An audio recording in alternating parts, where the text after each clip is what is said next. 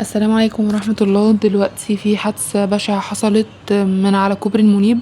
زفت عروسة وعريس كانوا بيتزفوا على الكوبري، وطبعا كعادة السواقين بيحبوا يجوا كده شمال ويمين ويلفوا بالعربيات وكده.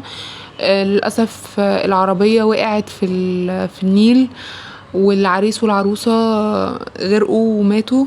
ولحد دلوقتي بيدوروا على الجثمان بتاعهم، وبيدوروا كمان على العربية نفسها، لان كل الحاجات دي غرقت في النيل. ولسه بيحاولوا يطلعوا الضحايا، يعني لو في ضحايا غير العريس والعروسة بيحاولوا برضو يطلعوا العريس والعروسة، لسه ما وصللهمش يعني. الكلام ده حاصل بقاله تقريبا ساعة بالظبط.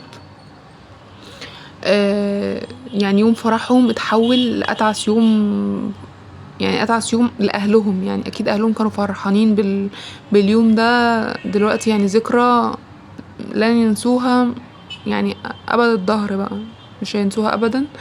إن ولادهم يوم فرحهم يحصل لهم كده ويموتوا الموتة البشعة دي. ويعني ربنا ينجينا وأهلنا يا رب من الموت البشع ده، ومن الطريقة الوحشة دي.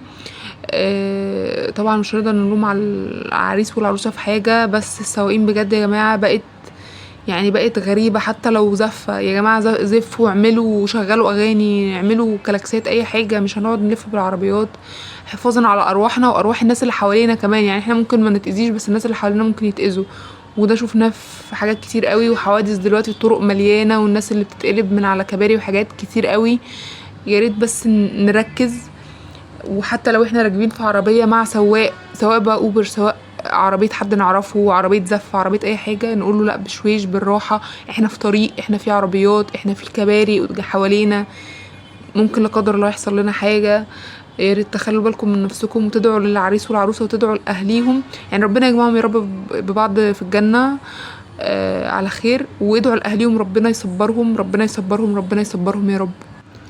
وياريت تدعوا كمان ان هم يلاقوا الجثث بتاعتهم وينتشلوهم، وينتشلوا كل الضحايا اللي توفوا، وربنا يرحمهم يا رب. احنا لحد دلوقتي منعرفش عددهم كام، ولا في حد لسه منهم طلع. ولو في اي اخبار جديدة ان شاء الله هتابعكم بيها. لو لسه اول مرة تشوفوا القناة بتاعتي، تابعوني ان شاء الله. هنزل كل الحاجات اللي تخص الحادثة البشعة دي. اشوفكم على خير ان شاء الله. مع السلامة.